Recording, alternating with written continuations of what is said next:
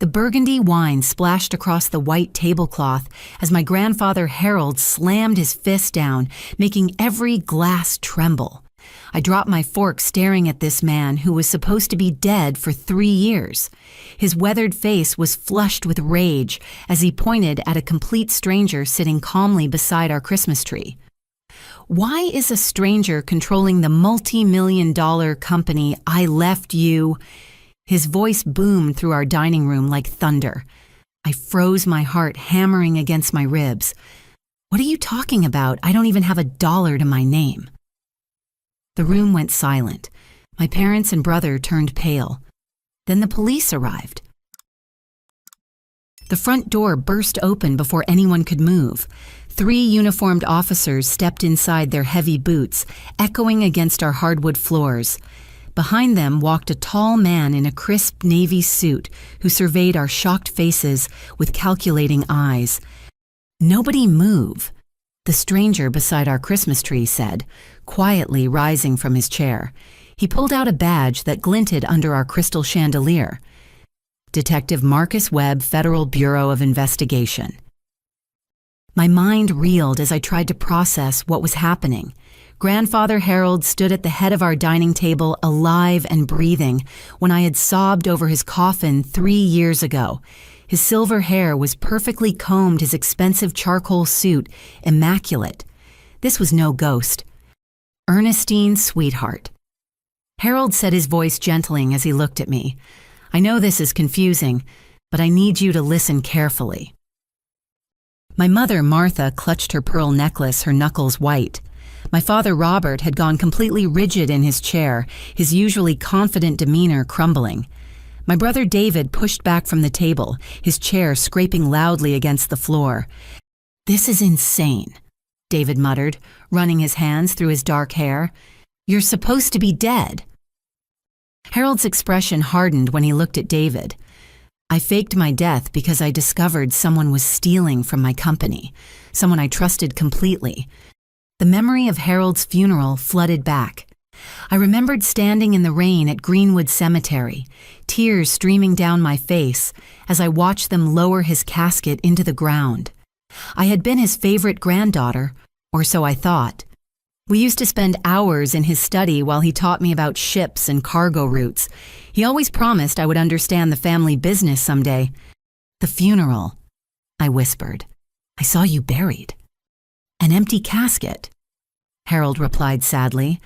"I'm sorry you had to go through that grief, Ernestine, but I needed everyone to believe I was gone so I could investigate what was happening to my shipping empire." Detective Webb moved closer to our table, his eyes scanning each family member. "Mr. Harold Richardson hired private investigators 18 months ago when he discovered irregularities in his corporate accounts. What he found was systematic embezzlement on a massive scale. My Aunt Patricia and Uncle George, who'd been quietly eating their dinner, exchanged worried glances. Their twin daughters, my cousins Kelly and Amanda, looked confused and frightened. "I don't understand," I said, my voice barely audible. "What does this have to do with me?" Harold reached into his jacket pocket and withdrew a thick envelope. "According to my will, you were supposed to inherit controlling interest in Richardson Shipping, 51% of a company worth $800 million. The number hit me like a physical blow. I worked 2 part-time jobs just to afford my tiny studio apartment. My student loans were crushing me. Last month, I had eaten ramen noodles for dinner 12 nights in a row because I couldn't afford groceries. "That's impossible," I stammered. "I never received anything. After your funeral, the lawyers said everything went to Mom, Dad, and David." Detective Webb opened a leather portfolio and spread documents across our dining table. "These are photocopies of the original will filed with the county clerk 3 months before your grandfather's supposed death. You can see your name clearly listed as the primary beneficiary." I leaned forward to read the papers, my hands shaking. There it was in black ink. "To my beloved granddaughter, Ernestine Richardson. I leave controlling interest in Richardson Shipping along with all associated assets, properties, and accounts." "But I never saw this," I said, looking up at my parents.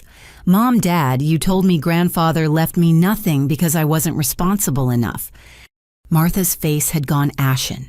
She pressed her lips together tightly, refusing to meet my eyes. Robert cleared his throat nervously, his usual commanding presence completely absent. "There must be some mistake," Robert said weakly. "The lawyers handled everything. We followed their instructions exactly." Detective Webb's expression was grim. "Mr. Richardson, we have evidence suggesting you and your family participated in deliberate fraud to divert Miss Richardson's inheritance." David suddenly stood up his chair, falling backward with a crash. "This is ridiculous. Ernestine doesn't know anything about running a business. She can barely manage her own finances." "That's exactly why I included provisions for business training," Harold said quietly. "She was supposed to work alongside me for 5 years, learning every aspect of the shipping industry. Instead, I've watched her struggle in poverty while you 3 have been living like royalty." The truth of his words stung. Over the past 3 years, my family's lifestyle had dramatically improved. They moved from their modest suburban home to this sprawling colonial mansion. David drove a brand new BMW, and my parents had taken expensive vacations to Europe and the Caribbean.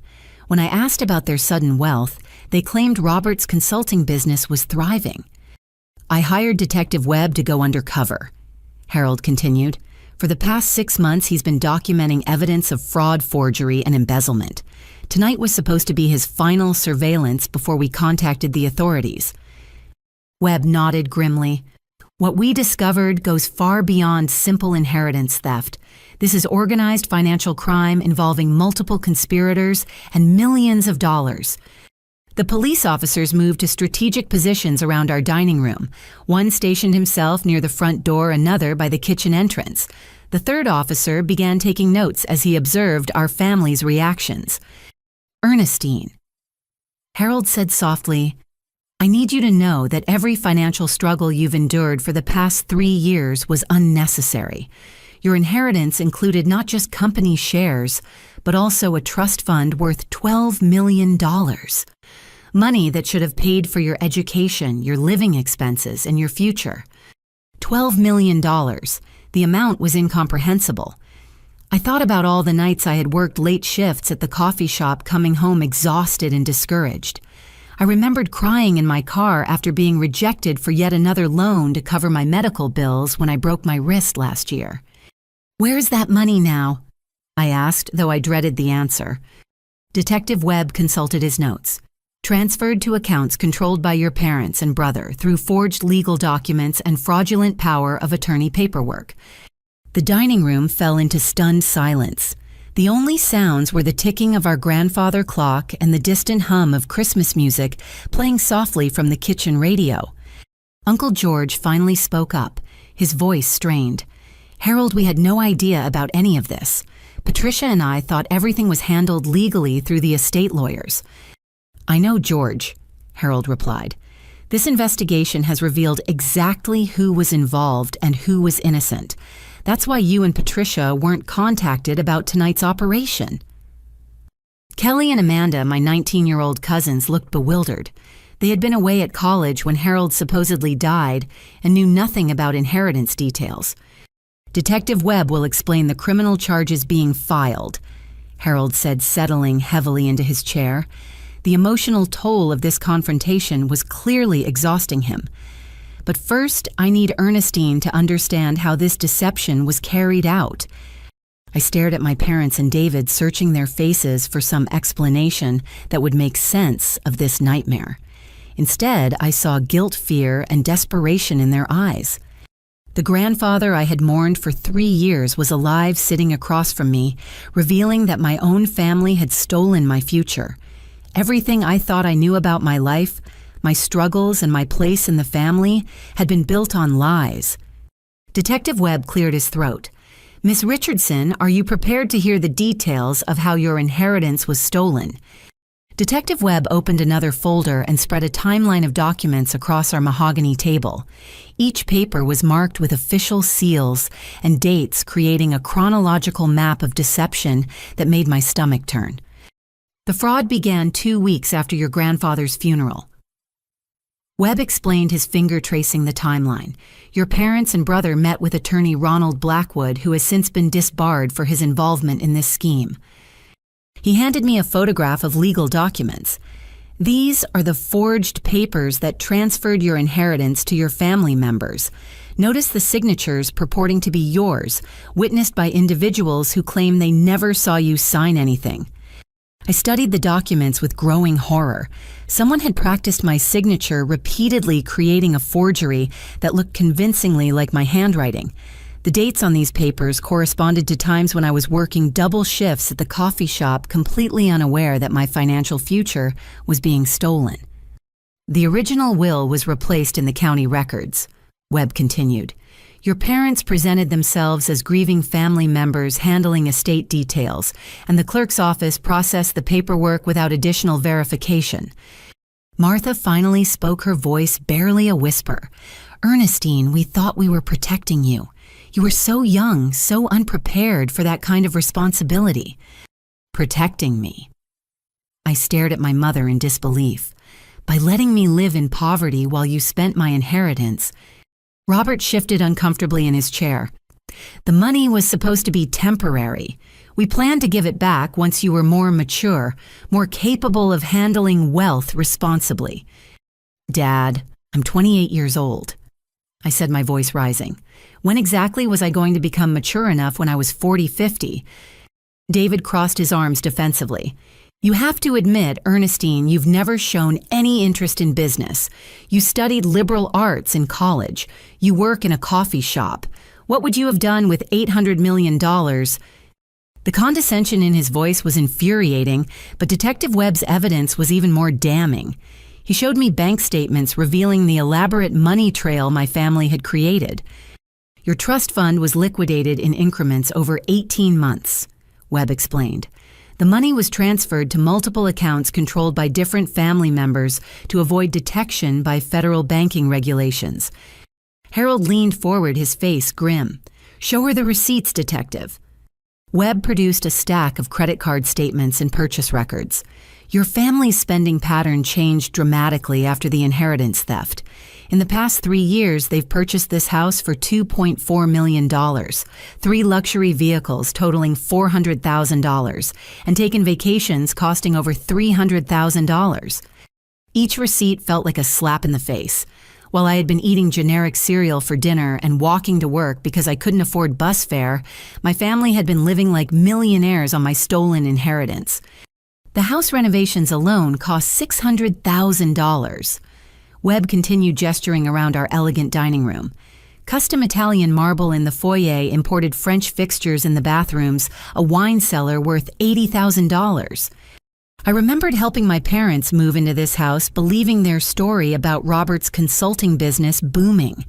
They had graciously allowed me to store some belongings in their basement, making me feel grateful for their generosity. Now I realized I was storing my possessions in a house purchased with my own stolen money. What about Richardson Shipping? I asked Harold. What happened to your company? Harold's expression darkened. That's where the situation becomes even more serious. David convinced the board of directors that he should assume temporary control while the estate was being settled. David's face flushed red. I saved the company from bankruptcy. Without my leadership, Richardson Shipping would have collapsed. Your leadership? Harold's voice was cold. Detectives show her what David's leadership accomplished. Webb presented corporate financial statements that made my blood run cold. Under your brother's management, the company has lost 60% of its major contracts. Annual revenue dropped from $500 million to $200 million. The documents showed a pattern of mismanagement that bordered on sabotage. David had fired experienced employees, canceled profitable shipping routes, and made decisions that systematically weakened the company's competitive position. But that's not the worst part, Harold continued. Tell her about the asset sales detective. Webb's next revelation made me feel physically sick. Your brother has been liquidating company assets without board approval. He sold 3 cargo ships, 2 warehouses, and exclusive contracts with major automotive manufacturers.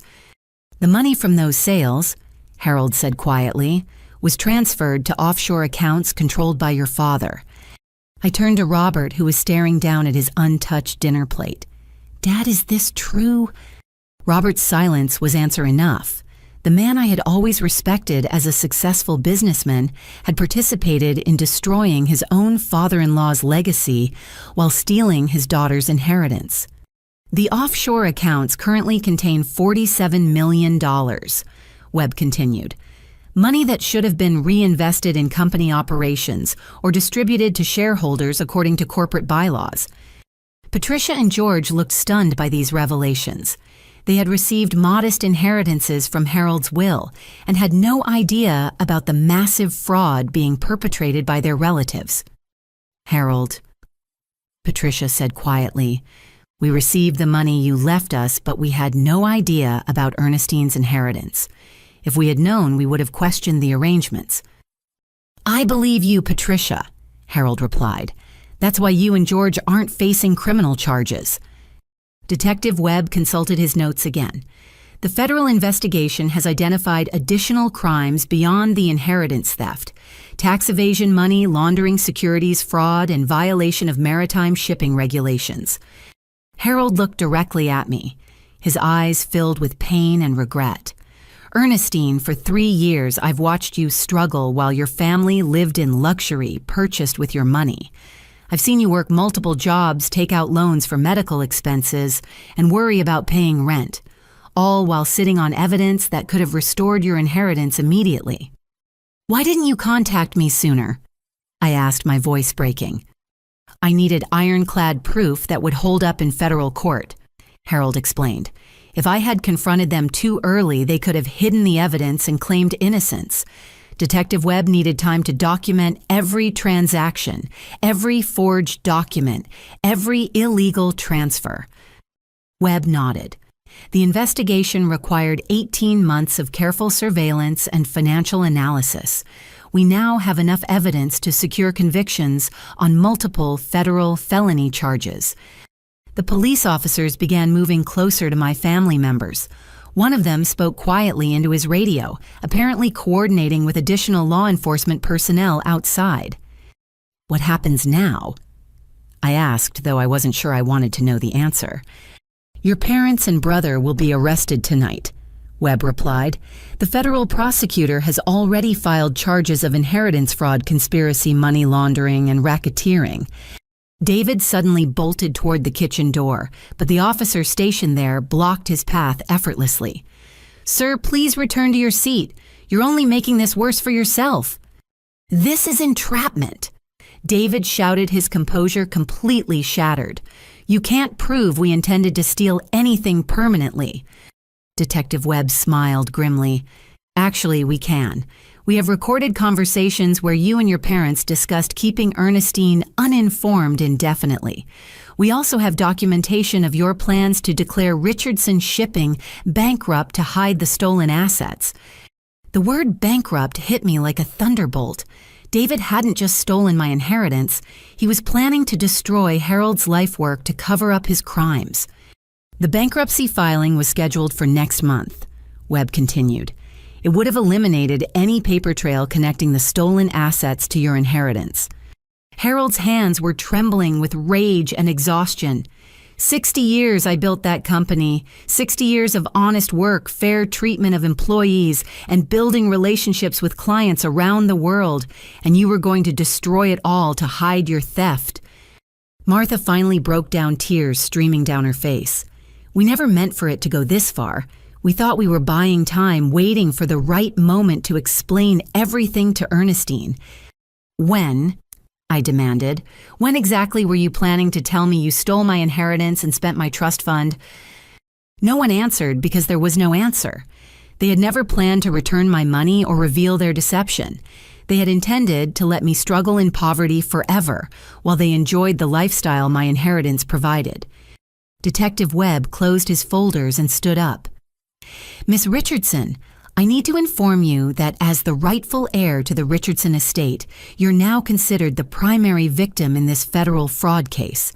The government will work to recover your stolen assets and restore your inheritance.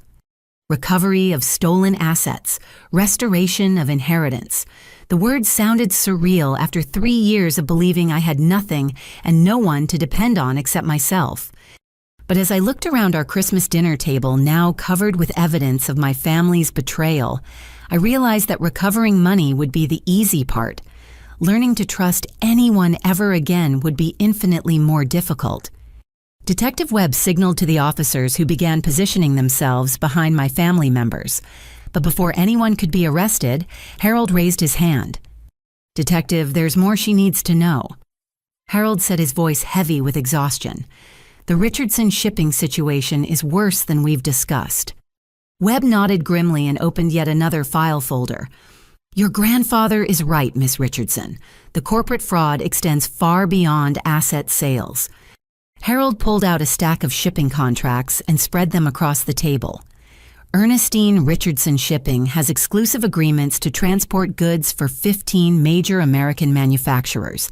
These contracts represent generational relationships built over decades. He pointed to specific documents marked with red ink. "Your brother has been systematically canceling these contracts and selling the business to our foreign competitors." David's face went pale, but he remained defiant. The company needed to modernize. Those old contracts weren't profitable anymore. Not profitable. Harold's voice was incredulous. These contracts generated $300 million in annual revenue. They were the foundation of our entire business model. Detective Webb presented a new set of documents. Mr. David Richardson has signed agreements to transfer Richardson Shipping's client base to Yangtze Maritime Corporation, a Chinese shipping conglomerate. The implications hit me immediately. "David, you're selling our family's American shipping company to foreign competitors. It's called Global Commerce Ernestine," David replied dismissively. "Something you wouldn't understand from your perspective serving coffee to college students." Harold slammed his hand on the table again, making the wine glasses rattle. "That Chinese company is owned by the same government that's been trying to dominate American shipping routes for the past decade. You're not just betraying our family, David.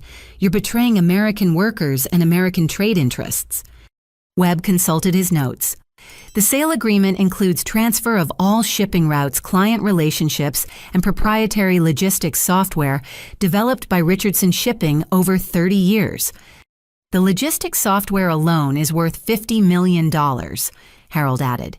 It contains routing algorithms, client preference data, and operational strategies that took our engineering team 15 years to develop. I stared at David in horror. "You're selling our trade secrets to foreign competitors." "I'm maximizing the value of a failing business," David shot back. "Richardson Shipping was hemorrhaging money. At least this way we recover something instead of losing everything." Detective Webb shook his head. "Actually, Mr. Richardson, our financial analysis shows the company was highly profitable until you assumed control. The losses began immediately after you started making operational changes." Harold pulled out employee records that made my heart sink. David fired 40% of our workforce in the past 2 years. These were people who had worked for Richardson Shipping for decades, people with families, mortgages, and children in college. The personnel files showed a systematic dismantling of our company's human resources.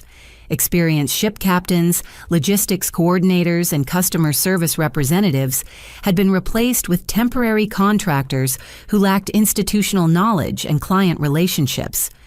Our employee pension fund was also liquidated. Harold continued, his voice breaking. 230 families lost their retirement savings because David claimed the company couldn't afford to maintain the pension obligations. Detective Webb presented bank records showing where the pension money had gone. The liquidated pension funds were transferred to the same offshore accounts, containing proceeds from asset sales. I felt physically sick. "David, you stole our employees' retirement money. I made difficult business decisions." David replied coldly. Decisions that weak leadership like Harold's could never make. Harold's face flushed with anger, but his voice remained controlled. Those employees trusted our family for generations. Their fathers and grandfathers worked for Richardson Shipping. We promised them secure retirement, and you stole it to fund your criminal conspiracy. Webb turned to a new section of evidence. The federal investigation has also uncovered violations of international shipping law and environmental regulations. He presented shipping logs that documented illegal cargo manifests. Richardson Shipping has been transporting undeclared materials for Yangtze Maritime, including rare earth elements and manufacturing equipment subject to export restrictions. Harold's hands were shaking as he reviewed the shipping logs. David, these manifest violations could result in federal sanctions that would permanently ban Richardson Shipping from international commerce. The Chinese contracts were too profitable to ignore, David said defensively. American regulations are too restrictive for competitive global shipping. Detective Webb's expression was grim. Mr. Richardson, those regulations exist to prevent strategic materials from reaching foreign military programs. You've been unknowingly participating in potential national security violations. The scope of David's betrayal was overwhelming. He hadn't just stolen my inheritance and destroyed our family company. He had potentially compromised American trade security for personal profit. The Coast Guard has been monitoring Richardson shipping vessels for the past 6 months. Webb continued. 3 of your ships have been flagged for carrying prohibited materials without proper documentation. Harold buried his face in his hands. 60 years of building relationships with federal regulators, maintaining impeccable safety records, and earning trust as a reliable American shipping company. All destroyed. Robert finally spoke, his voice barely audible. We didn't know about the Chinese contracts or the shipping violations. David handled all operational decisions independently. But you knew about the money laundering, Webb replied. Bank records show you personally managed the offshore transfers of stolen assets. Robert's admission was devastating. Even if he hadn't known about the shipping violations, he had actively participated in hiding stolen money and destroying evidence of fraud. Patricia and George looked stunned by these revelations. Uncle George had worked briefly for Richardson Shipping in his 20s before starting his own accounting firm. Harold. George said quietly, I remember when Richardson Shipping employed over 800 people. The company was the largest private employer in the county. We're down to 150 employees now, Harold replied sadly. Most of them are scared they'll lose their jobs when the federal investigation concludes. Detective Webb presented employment records showing the human cost of David's mismanagement. Families who had depended on Richardson Shipping for decades now faced unemployment and financial uncertainty. The worst part, Harold continued, is that none of this was necessary. The company was profitable, growing, and positioned for expansion into new markets. David destroyed it deliberately to hide his theft of Ernestine's inheritance. The criminal conspiracy was becoming clear. David hadn't just stolen my money and mismanaged the company. He had systematically destroyed Richardson Shipping to eliminate any evidence of his fraud while selling our assets to foreign competitors for personal profit. Webb looked directly at me. Miss Richardson, as the rightful owner of controlling interest in Richardson Shipping, you need to understand that recovering your inheritance will require rebuilding a company that's been deliberately sabotaged. The responsibility was overwhelming. I had never run a business, managed employees, or navigated international shipping regulations. But hundreds of families depended on Richardson Shipping for their livelihoods, and their futures now rested on my shoulders. Detective, I said, my voice stronger than I felt, what do I need to do to stop David from completing the sale to the Chinese company? Webb smiled for the first time that evening. That's exactly what we were hoping you'd ask. Detective Webb reached into his briefcase and pulled out a laptop computer, placing it carefully on our dining room table between the scattered legal documents and abandoned dinner plates. Miss Richardson, he said, opening the laptop and turning the screen toward me. What I'm about to show you might be the most shocking part of this entire investigation. The screen displayed a folder labeled Digital Evidence Collection, Richardson Case. Webb clicked on the first file, which opened to reveal a familiar image that made my stomach drop. "This is your Instagram post from last Christmas."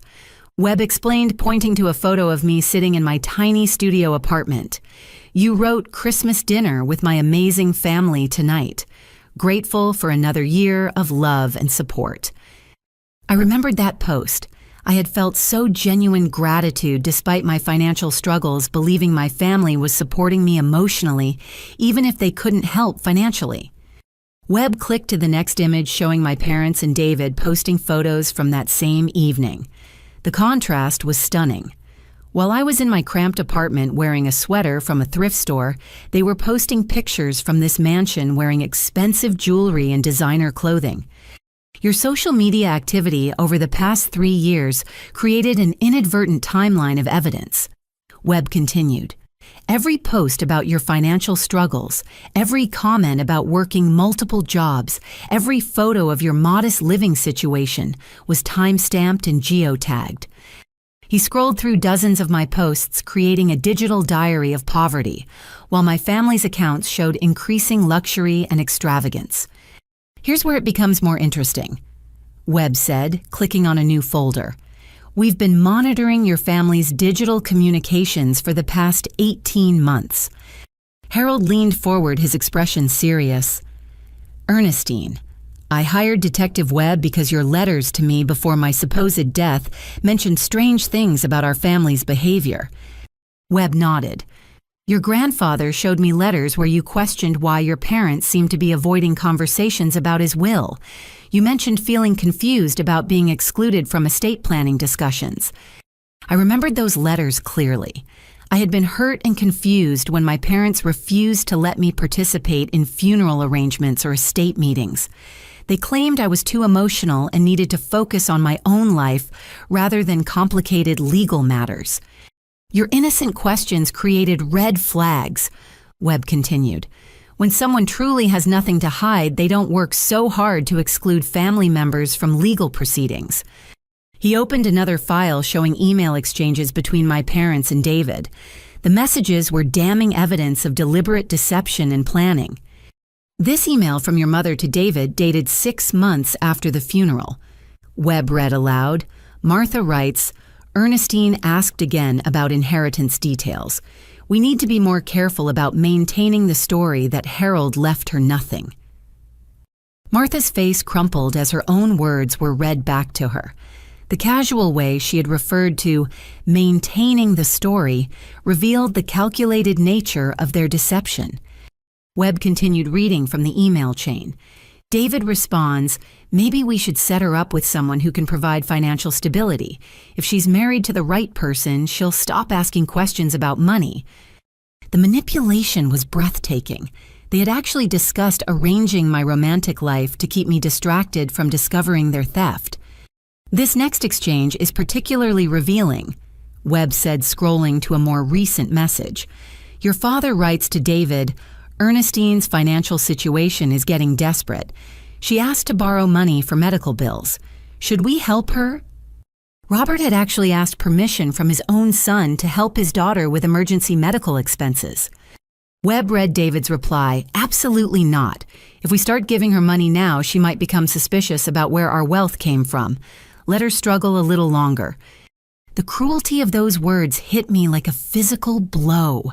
While I had been lying awake at night worrying about medical debt that was damaging my credit score, my brother was deliberately blocking any assistance to preserve their criminal conspiracy. Harold reached across the table and took my hand. "Sweetheart, they discussed your financial struggles the way other people discuss the weather. It meant nothing to them." Webb opened another folder containing recorded phone conversations. "We obtained warrants to monitor your family's communications after discovering the initial evidence of fraud." He played an audio file that made my blood run cold. It was David's voice speaking to someone on the phone just 2 weeks earlier. "The problem is Ernestine. David's voice said through the laptop speakers. She's getting more persistent about family financial questions. Maybe it's time to consider more permanent solutions for keeping her quiet. More permanent solutions. The phrase sent chills down my spine. Webb paused the recording. This conversation was with a contact at Yangtze Maritime Corporation. Your brother was discussing ways to prevent you from discovering the inheritance theft and corporate sale. Harold's grip on my hand tightened. That's when I knew we couldn't wait any longer. David was escalating from theft to potential violence. Webb continued the recording. The voice on the other end had a slight accent and spoke in measured tones. American families can be complicated. Perhaps Miss Richardson would benefit from an extended overseas opportunity. We have positions available on shipping routes that require months at sea. You mean get her out of the country?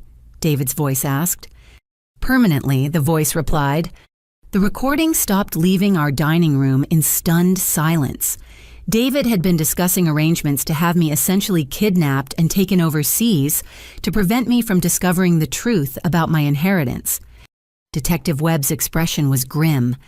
At that point, this investigation shifted from financial fraud to potential conspiracy to commit kidnapping and human trafficking. Patricia and George looked horrified. They had brought their daughters to Christmas dinner, not knowing they were witnessing the conclusion of a federal criminal investigation involving international conspiracies. The final piece of evidence, Webb said opening one last file, came from an unexpected source. He showed me a screenshot of a text message conversation between Martha and a number I didn't recognize. Webb read the messages aloud. Unknown number package will be delivered tomorrow as discussed. Subject will be unconscious but unharmed during transport. Your mother replies, David says the timeline has moved up. Can you be ready tonight instead? Martha was sobbing now, her carefully applied makeup running down her cheeks. We never meant for it to go that far. David said it was just to keep her safe while we figured out how to fix everything. Fix everything. I stared at my mother in disbelief. By having me kidnapped, Robert finally spoke, his voice hollow. David convinced us that you were in danger because you were asking too many questions. He said temporary relocation was the only way to protect you from federal investigators who might try to use you as leverage. Detective Webb shook his head. Mr. Richardson, federal investigators don't kidnap potential witnesses. We protect them. Your son was planning to have your daughter disappeared to cover up his crimes. Harold stood up slowly, his face pale with exhaustion and emotion. Detective, I think we've heard enough evidence for tonight. Webb closed his laptop and gestured to the police officers. Mr. David Richardson, you're under arrest for inheritance fraud, money laundering, conspiracy, and conspiracy to commit kidnapping. David lurched toward the patio door, but two officers were already moving to intercept him. This is all fabricated, he shouted. You can't prove any intent to harm Ernestine. Actually, Webb said calmly, we have 3 hours of recorded conversations where you discussed drugging your sister and arranging her transportation to a Chinese cargo vessel departing from Long Beach tonight. Tonight. They had planned to kidnap me tonight on Christmas Day after our family dinner. The recording device Webb carried had been documenting evidence of conspiracy to commit federal crimes in real time. As the officers placed handcuffs on David, he looked directly at me with an expression of pure hatred. You always were grandfather's favorite. You never deserved any of this. She deserved honesty, Harold said quietly. She deserved family who loved her more than money. Detective Webb turned to Robert and Martha. You're both under arrest as accessories to fraud and conspiracy. As my parents were handcuffed and read their rights, I sat in stunned silence, trying to process everything I had learned. My own family had spent 3 years stealing my inheritance, destroying our company, and planning to have me kidnapped to cover up their crimes. But what terrified me most was realizing how close they had come to succeeding. As the police officers escorted my family toward the front door, Detective Webb's radio crackled with urgent communication. He answered quickly, speaking in low, rapid phrases before turning back to Harold with a concerned expression. "We have a problem," Webb announced. "David's lawyers filed emergency injunctions this afternoon. All Richardson Shipping assets have been frozen pending a competency hearing for your grandfather and a fitness evaluation for Miss Richardson." Harold's face went ashen. "What kind of injunctions?" Webb consulted his phone, reading from legal documents that had been electronically filed. "David's legal team is claiming you suffered a psychological breakdown when you faked your death, rendering you mentally incompetent to make business decisions. They're also arguing that Ernestine is unfit to inherit corporate responsibility due to her lack of business experience and current financial instability." The implications hit me immediately. Even though David was being arrested for criminal fraud, his lawyers had created legal obstacles that could trap Richardson Shipping in bureaucratic limbo for months or years. "How is that possible?" I asked. "He's being arrested for stealing my inheritance." Webb shook his head grimly. "Civil law and criminal law operate on different timelines. The criminal charges will take months to prosecute, but the civil injunctions take effect immediately." Harold sank back into his chair, looking older and more fragile than I had ever seen him. "This means the Chinese sale can proceed while we're tied up in court proceedings." Detective Webb's phone buzzed with another urgent message. He answered, listened briefly, then turned to us with increasingly bad news. "Harold, I just received word from the federal prosecutor. David's legal team has also filed complaints with the Securities and Exchange Commission, claiming Richardson Shipping has been operating without proper oversight since your supposed death 3 years ago." The legal web was becoming impossibly complex. Even though we had evidence of David's criminal activity, he had created enough legal confusion to potentially protect his corporate sale and theft. "There's more." Webb continued reading from his phone. "The Chinese shipping company has accelerated their purchase timeline. They're claiming that Richardson Shipping's legal troubles require immediate intervention to protect their investment and preserve jobs for American workers." Harold laughed bitterly. "Preserve American jobs, they plan to fire every American employee and move operations to Chinese ports." Webb nodded. "The sale documents we intercepted show exactly that. But legally, Yangtze Maritime is presenting themselves as rescuing a failing American company from family infighting and mismanagement." The front door burst open again and 3 people in expensive business suits strode into our dining room. The lead attorney, a sharp-faced woman in her 50s, surveyed the scene with calculating eyes. "I'm Catherine Steele, representing the emergency conservatorship petition for Richardson Shipping," she announced. "Mr. Harold Richardson, you're served with a court order requiring immediate psychological evaluation. Miss Ernestine Richardson, you're served with a competency assessment demand." She handed us official legal documents stamped with court seals. The papers required both Harold and me to undergo extensive psychological testing before we could participate in any business decisions regarding Richardson Shipping. "This is outrageous," Harold said, scanning the legal paperwork. "These are delay tactics designed to allow the corporate sale to proceed." Attorney Steele smiled coldly. "My client's position is that Richardson Shipping requires stable leadership during this crisis period. A man who faked his own death and a woman with no business experience are hardly qualified to manage an $800 million corporation." Webb stepped forward, showing his badge to the attorneys. "Ma'am, your clients are under arrest for federal fraud charges.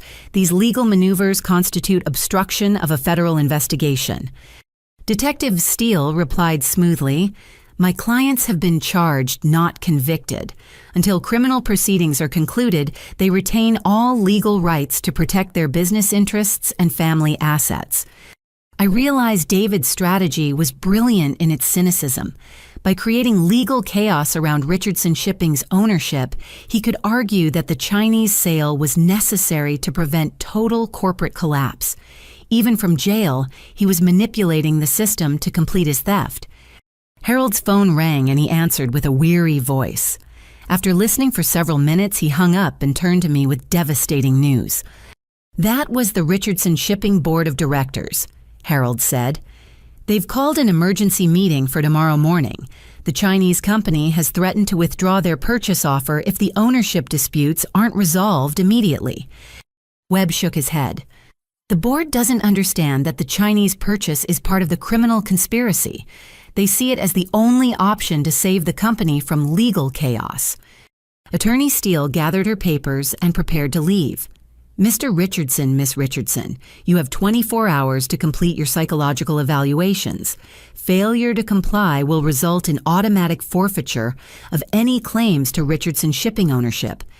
After the attorneys left, our dining room felt like a battlefield. Harold and I were left with Detective Webb surrounded by evidence of criminal fraud, but legally powerless to stop the destruction of our family company. Detective, I said, trying to keep my voice steady, what are our options? Webb consulted his notes. The federal prosecutor is preparing emergency motions to freeze the Chinese sale, but corporate law is complex. Richardson Shipping is a publicly traded company with board responsibilities to shareholders. Harold stood up slowly, moving to the window that overlooked our neighbor's Christmas decorations. Colored lights twinkled cheerfully in stark contrast to the legal nightmare consuming our family. Ernestine, Harold said quietly, there's something else you need to know about Richardson Shipping's situation. I braced myself for more bad news. The company currently employs 640 families, Harold continued. If the Chinese sale goes through, they plan to immediately terminate all American employees and move operations overseas. The human cost was staggering. 640 families would lose their jobs, their health insurance, and their pension benefits right after Christmas. Webb received another phone call, speaking quietly before turning back to us with urgent information. Harold, the FBI has been monitoring communications between David's legal team and Yangtze Maritime. We have evidence that the accelerated sale timeline was coordinated with tonight's planned kidnapping of Ernestine. The conspiracy was even more elaborate than I had imagined. David hadn't just planned to have me kidnapped to hide his theft. He had timed it to coincide with legal maneuvers that would complete the destruction of Richardson Shipping. If Ernestine had disappeared tonight, Webb explained, the conservatorship petition would have proceeded unopposed. Harold would have been declared mentally incompetent. David would have been granted emergency corporate control from jail through his legal representatives, and the Chinese sale would have been completed within 48 hours. Harold's hands were shaking with rage and exhaustion. 60 years of building relationships, maintaining quality standards, and treating employees like family, all destroyed by my own grandson for money he was stealing from his sister. I felt overwhelmed by the responsibilities suddenly thrust upon me. In less than 24 hours, I needed to prove my competency to run a major corporation, navigate federal criminal proceedings, and find a way to save hundreds of jobs. But as I looked at Harold's defeated expression and thought about the families depending on Richardson Shipping, I realized I didn't have a choice. David had stolen my inheritance and tried to destroy our family legacy. Now it was time for me to fight back. Detective Webb, I said, my voice growing stronger. What do I need to do to stop this sale and save our company? Webb smiled for the second time that evening. Miss Richardson, that's exactly what we were hoping you'd ask. 3 days later, I stood in the boardroom of Richardson Shipping headquarters, surrounded by federal agents, corporate attorneys, and 15 board members who looked like they hadn't slept since our Christmas dinner confrontation. The psychological evaluations had been expedited, and both Harold and I had passed with flying colors, but David's legal team was still fighting our attempts to regain corporate control. Detective Webb had arranged for me to stay at a federal safe house after discovering additional evidence that David's criminal associates were planning to complete his kidnapping scheme even while he remained in jail. Ladies and gentlemen, Webb announced to the assembled board members, we have new evidence that directly impacts the proposed sale to Yangtze Maritime Corporation. Harold sat beside me, looking more alert than he had in weeks. The federal protection and medical care had helped him recover his strength, and his business instincts had sharpened as we prepared for this corporate battle. Webb activated a large monitor that displayed financial documents. Our investigation has discovered that Yangtze Maritime's purchase offer is funded by money stolen from Richardson Shipping itself. Board member Elizabeth Morgan, who had worked with Harold for over 20 years, leaned forward with interest. "Detective, please explain what you mean." Webb clicked to the next screen showing a complex money trail.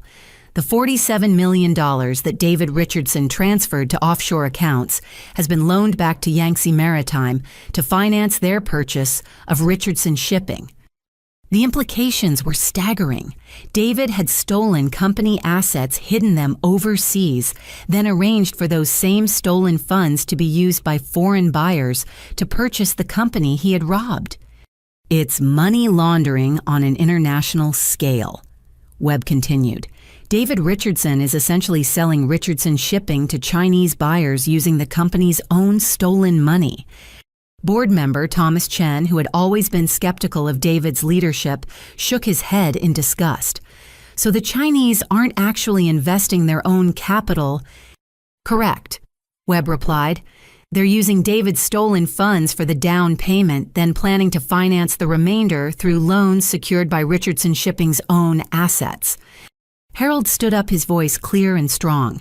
"In other words, they're buying our company with our own money, then using our assets as collateral to pay themselves back. Richardson Shipping becomes responsible for financing its own destruction." Attorney Catherine Steele, representing David's interests, tried to interrupt. "These allegations are unproven and irrelevant to the immediate corporate governance crisis." Webb turned to her with a cold smile. "Ms. Steele, your client's jail cell is equipped with recording devices. We have 3 hours of conversations where David Richardson explicitly discusses using stolen company funds to finance the Chinese purchase." The monitor displayed transcripts of David's jailhouse phone calls. In his own words, he had described the money laundering scheme and bragged about his ability to profit from destroying our family business. Furthermore, Webb continued, "David Richardson has been coordinating with associates to eliminate opposition to the corporate sale through intimidation and violence." The boardroom fell silent as Webb played an audio recording of David speaking to someone identified as Marcus Chen, a Yangtze Maritime representative. David's voice was clear through the speakers. "The old man and my sister are causing problems, but I have people who can handle persistent family members permanently." Marcus Chen's response was equally chilling. "American authorities ask fewer questions when problems are resolved overseas. We have shipping routes that pass through international waters where jurisdiction becomes unclear." Board member Elizabeth Morgan looked horrified. "Are they discussing murder?" Webb nodded grimly. "David Richardson and his associates have been planning to kill both Harold and Ernestine Richardson to eliminate opposition to the corporate sale and inheritance fraud." The recording continued with David providing specific details about Harold's medical conditions and my daily routines. He'd been gathering intelligence to help his associates plan our assassinations. Harold's face had gone pale, but his voice remained steady. "Detective, how imminent is this threat?" "We intercepted communications suggesting the murders were scheduled to coincide with the corporate sale completion," Webb replied. "Once the sale was finalized and the money transferred, you and Ernestine would have become loose ends that needed to be eliminated." Attorney Steele gathered her papers hastily. "I'm withdrawing my representation. This case has escalated beyond corporate law into international criminal conspiracy." As Steele left the boardroom, Webb addressed the remaining board members. "The federal government is seizing all assets associated with the proposed Chinese sale. Yangtze Maritime Corporation is under investigation for money laundering conspiracy to commit murder and violations of international shipping law." Board member Thomas Chen raised his hand. "Detective, what does this mean for Richardson Shipping's immediate operations?" "That depends on Miss Richardson," Webb replied, turning to me. I stood up, feeling the weight of responsibility for hundreds of employees and their families. 3 days of intensive consultation with Harold corporate attorneys and federal investigators had prepared me for this moment. "I'm formally assuming my position as majority shareholder and chief executive officer of Richardson Shipping," I announced. My first official action is to cancel all negotiations with Yangtze Maritime Corporation. The board members looked relieved, but I knew the real work was just beginning. My second action, I continued, is to initiate emergency financial recovery procedures to restore stolen assets and rebuild our operational capacity. Webb nodded approvingly. The federal government is prepared to assist with asset recovery and provide temporary financing to maintain operations during the criminal proceedings. Harold stood beside me, his pride evident despite the traumatic circumstances. Ernestine, tell them about the employee protection plan. I had spent hours developing strategies to protect our workforce during the company's legal and financial recovery. Effective immediately, I announced all Richardson Shipping employees will receive emergency financial assistance to cover health insurance premiums and basic living expenses while we stabilize operations. Board member Elizabeth Morgan smiled for the first time in days. How do we fund that assistance? The federal government has agreed to advance funds from the criminal asset seizure. Webb explained. Money stolen from Richardson Shipping will be used to protect Richardson Shipping employees. Harold added, Ernestine has also negotiated emergency contracts with 3 major shipping clients who remained loyal despite the recent chaos. The board meeting continued for several hours as we addressed operational details, employee communications, and federal coordination requirements. By the time we finished, Richardson Shipping had a clear path forward despite the criminal conspiracy that had nearly destroyed us. As board members filed out of the conference room, Webb approached me with final updates on the criminal investigation. David Richardson has agreed to cooperate with federal prosecutors in exchange for a reduced sentence. Webb informed me. He's providing evidence about additional criminal associates and international money laundering networks. Harold shook his head sadly. Even now, he's only thinking about saving himself. What about my parents? I asked, dreading the answer. Webb's expression softened slightly. Martha and Robert Richardson are cooperating fully with the investigation. Their attorney has negotiated plea agreements that include restitution payments and community service rather than lengthy prison sentences. The relief was overwhelming. While I couldn't forgive their betrayal, I didn't want my parents to spend decades in federal prison. There's one more thing, Webb added.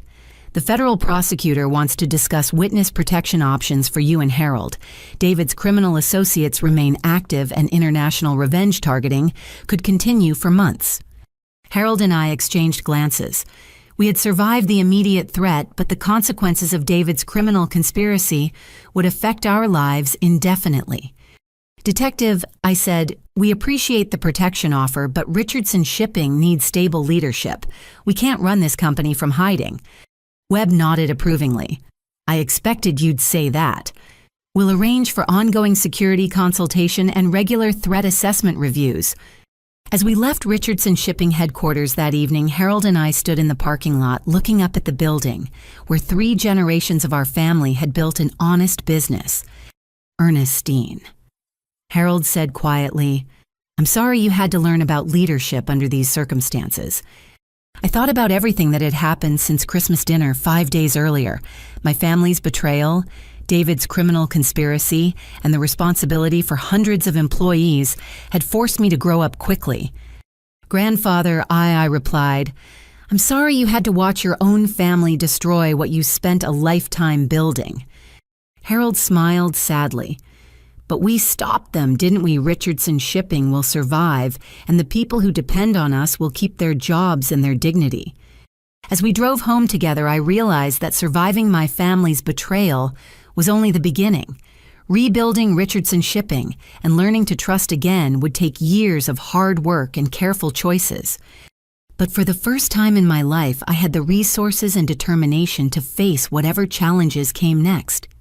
6 months after that life-changing Christmas dinner, I sat in my new office at Richardson Shipping headquarters, reviewing quarterly reports that showed our company was not just surviving, but thriving. The morning sunlight streamed through windows that overlooked the harbor where our cargo ships were loading containers bound for ports around the world. Harold knocked on my door and entered with his daily cup of coffee and the satisfied smile he wore whenever he reviewed our operational improvements. The federal prosecutor called. Harold announced, settling into the leather chair across from my desk. David's sentencing hearing is scheduled for next month. I looked up from the financial reports that showed Richardson Shipping had recovered 85% of our stolen assets. What's the recommended sentence? 15 years in federal prison, Harold replied. His cooperation with the international money laundering investigation reduced it from the original 25-year recommendation. David's plea agreement had exposed a network of corrupt shipping companies, offshore banks, and international criminal organizations. His information had led to dozens of arrests and the recovery of over $200 million in stolen assets from various victims. What about Marcus Chen and the Yangtze Maritime executives? I asked. Harold's expression was grim but satisfied. Arrested by Chinese authorities last month. It turns out their own government was investigating Yangtze Maritime for corruption and currency manipulation. David's evidence provided the final proof they needed. The international consequences of David's criminal conspiracy had reached far beyond our family business. Chinese authorities were using our case to crack down on corporate crime that had been damaging their legitimate shipping industry. My assistant knocked and entered with the day's employee communications. Miss Richardson, the quarterly staff meeting starts in 20 minutes. The entire workforce is gathering in the main conference hall. I straightened my blazer and gathered the reports that would show our employees how far Richardson Shipping had come since the Christmas crisis. 6 months ago, our workforce had faced unemployment and pension loss. Today, they were celebrating record profits and improved benefits.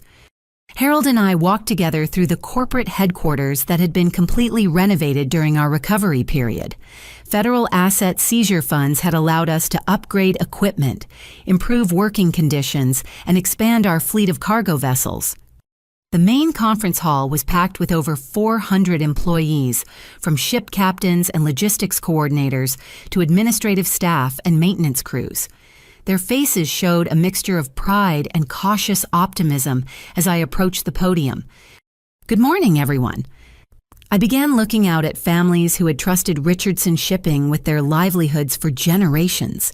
6 months ago, we faced the greatest crisis in our company's history. Criminal fraud had stolen our assets, damaged our reputation, and threatened your jobs. The audience was completely silent, remembering the fear and uncertainty they had experienced during the federal investigation. Today, I'm proud to report that Richardson Shipping has not just recovered, but achieved record quarterly profits of $42 million, I announced. The conference hall erupted in applause and cheers. These employees had worked extra hours and accepted temporary pay cuts to help stabilize our operations during the legal proceedings. More importantly, I continued, we've restored full pension funding, implemented improved health insurance benefits, and established profit-sharing programs that ensure every employee benefits from our success. Harold stepped forward to address the workforce that had remained loyal through the most difficult period in company history. When I founded Richardson Shipping 40 years ago, Harold said, I promised that this company would always treat employees like family. That promise was broken by criminal fraud, but Ernestine has restored it with interest. The pension fund restoration had been my highest priority during our recovery. David's theft had endangered the retirement security of families who had worked for us for decades. I also want to announce our expansion plans, I added. Richardson Shipping has signed exclusive contracts with 12 new clients, which means we'll be hiring 200 additional employees over the next year. The applause was even louder this time. In an industry where companies frequently downsized or moved operations overseas, Richardson Shipping was expanding American operations and creating new jobs. After the employee meeting, Harold and I walked through the harbor where our cargo ships were loading containers for international delivery. The scene represented everything we had fought to preserve American workers, honest business practices, and relationships built on trust rather than corruption. Ernestine. Harold said, watching a crew load automotive parts bound for South America. "I need to tell you something I should have said months ago." I looked at my grandfather, who had become my closest advisor and friend during our company's recovery. "You've exceeded every expectation I had when I wrote your name in my will," Harold continued. "You've not just restored Richardson Shipping, you've made it better than I ever imagined possible." The compliment was especially meaningful because I knew Harold didn't offer praise lightly. 6 months of intensive business education, federal consultation, and operational management had transformed me from a coffee shop employee into a confident corporate executive.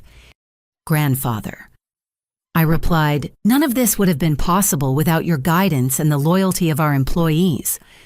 Harold smiled.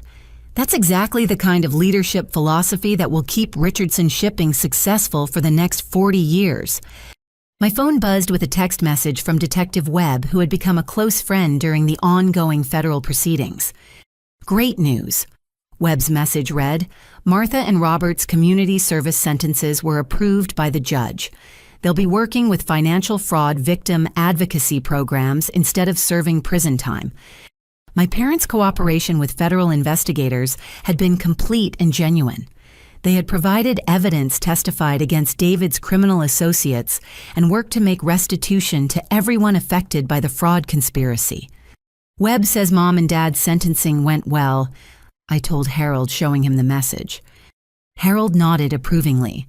"Martha and Robert made terrible choices, but they've accepted responsibility and worked to make things right. Our family relationships were slowly healing through honest communication and shared accountability. Martha had entered therapy to address the guilt and fear that had contributed to her poor decisions. Robert was using his financial expertise to help other fraud victims recover their stolen assets." My phone rang with a call from someone whose name made me smile, Jennifer Walsh, the CEO of Pacific Maritime Corporation, who'd become both a business partner and personal friend. "Ernestine." Jennifer's voice was excited. "I just received confirmation that Richardson Shipping has been selected for the International Shipping Excellence Award. You're going to be honored at next month's conference in Seattle." The industry recognition was validation that our company's recovery had been both financially successful and ethically exemplary. Richardson Shipping was being recognized as a model for corporate integrity and employee welfare. After ending the call, I looked around the harbor where Richardson Shipping vessels were preparing for departure to ports in 15 different countries. 6 months ago, our company had been nearly destroyed by family betrayal and criminal conspiracy. Today, we were stronger and more successful than ever before. Harold and I walked back toward the headquarters building, passing employees who waved and called out friendly greetings.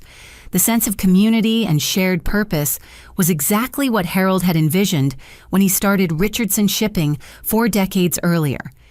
"Ernestine," Harold said as we reached the building entrance, "I have one final surprise for you." He handed me a legal document with his signature and official corporate seals. "What is this?" I asked, scanning the official language. "Your formal appointment as chairman and CEO of Richardson Shipping," Harold replied. "I'm officially retiring and transferring all remaining authority to you." The moment was both thrilling and emotional. Harold had guided me through the most challenging period of our lives, but now he was confident in my ability to lead independently. "Are you sure you're ready to retire?" I asked. Harold chuckled. "Ernestine, watching you transform this company has been the greatest accomplishment of my career. I'm not retiring because I have to. I'm retiring because I want to see what you accomplish when you're completely in charge." As we entered the building together, I reflected on everything that had changed since that shocking Christmas dinner. David's criminal conspiracy had nearly destroyed our family and business, but surviving it had made us stronger and more united than ever before. The federal investigation was concluding the stolen assets had been recovered, and Richardson Shipping was thriving under new leadership. Most importantly, hundreds of families had secure jobs and bright futures because we had fought back against corruption and betrayal. Harold was right about one thing: the next 40 years of Richardson Shipping would be built on the foundation of integrity, employee welfare, and honest business practices that had sustained us through our greatest crisis. Standing in my office that overlooked the harbor where our ships carried American goods to markets around the world, I realized that discovering my family's betrayal had been painful, but ultimately liberating. I had learned to trust my own judgment, fight for what was right, and lead with both strength and compassion. The little girl who used to sit in Harold's study listening to stories about ships and cargo routes had grown into a woman capable of protecting the legacy he had built and the families who depended on our success. As Harold often reminded me, truth always emerges, integrity builds lasting success, and family means the people who stand with you when everything else falls apart. Richardson Shipping would continue to thrive because we had learned that real wealth isn't measured in dollars, but in the trust and loyalty of people who believe in your character and share your values. What would you do if you discovered your own family had stolen your inheritance and tried to destroy everything you were meant to inherit? Have you ever had to fight back against people you trusted completely? Share your thoughts in the comments below, and don't forget to like this video if you believe that justice and integrity always triumph over greed and betrayal. Subscribe for more stories about families who overcome impossible challenges, and share this video with anyone who needs to be reminded that sometimes the greatest victories come from the most devastating betrayals. Thank you for joining me on this journey of discovery, recovery, and triumph. May you always have the courage to fight for what's right, even when the people opposing you are the ones you love most.